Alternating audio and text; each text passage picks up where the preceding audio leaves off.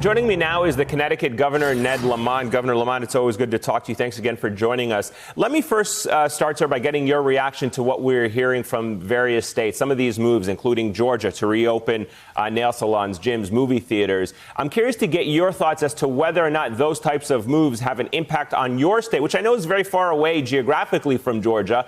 But do you feel that there could be a ripple effect from these types of moves in the southern states? Well, I think I'm glad I'm not an immediate neighbor of Georgia, because I think all you're doing is potentially throwing some gas on the flames there. When it comes to essential businesses, massage and tattoo parlors are not going to be at the top of our list. And how do you have a massage and keep your social distance? Well, that's not the way we do it here. But I am focused on the manufacturing plants. I'm focused on big outside construction, those retail where we can do pickup so we can slowly get our economy back to work safely. So, again, not to put you on the spot to compare to Georgia, but are you watching what they do and say, we're not going to start it that way? As you just said, you're going to focus on the essential businesses. From your state's perspective and coordinating with your fellow governors in the region, are you trying to negotiate with other states in these kinds of decisions as to how you prioritize that reopening?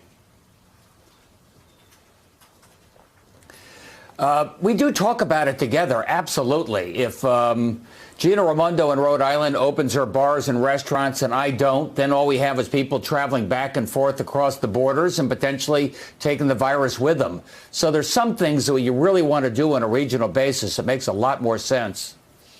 All right, let me get your thoughts on the White House here for a moment, because it says the governor should at this point have enough tests for phase one of reopening. Give us the lay of the land in your state. What is the current situation in Connecticut? And do you have enough testing to make you comfortable that as you reopen parts of your economy, you will know who has the virus and who doesn't? No, we're not there yet. I don't think any governor is there yet. But what I'm doing is taking our future into our own hands, working with our local, testing facilities, our labs, doing everything we can to help them get the reagents they need so we can ramp up. I love the help from the federal government, but I'm not going to count on it right now. So what are the biggest supply chain issues at the moment that you are facing? Because President Trump is saying that he'd use the Defense Production Act to make more swabs. But do you know if there's been any progress on that? No, but they did make progress on something, which is they loosened the standards or regulations as regards what is a swab. Now we can have a cotton tip. In terms of the ingredients, you can also now use saline. So they're giving the states a little more flexibility to be able to respond to this themselves. And we're working with Yale, New Haven, and UConn to test this, make sure we can do it safely and effectively. As you know, New York Governor Andrew Cuomo is going to the White House to meet with President Trump. What message do you want him to carry to the White House? What do you want to hear from Andrew Cuomo as he talks to the president about the concerns of the region that you represent?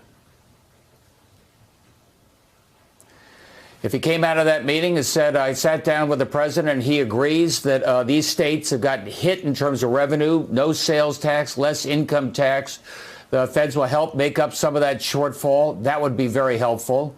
If he said our unemployment compensation funds are being drained quickly, let's give the states a grant to help build them up so we don't have to tax small business to make up the shortfall over the next 10 years. Those would be two good, strong, positive messages. Let me switch gears for a moment and get your final thoughts, I can, on another issue this morning. The president saying he's going to halt immigration into this country. What do you see as the likely impact of that decision and how it might impact your state?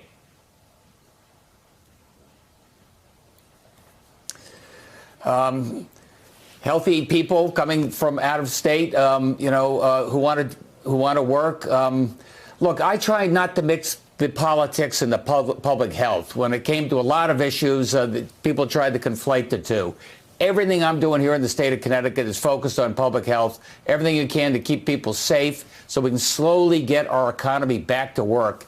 That's key in red states and blue states, a priority for every governor. Let me finally ask you, sir, just because I feel like you're walking a fine line there with that answer. Are you concerned that the president retaliates against people like governors like yourself, that you may criticize him for policies in the middle of all this? Are you trying to avoid that?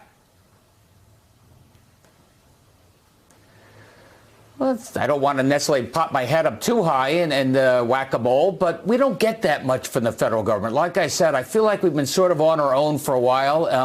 That's what we're doing on our testing. That's what we did on the PPE, the gears. We went out and we got as much of this ourselves as we could.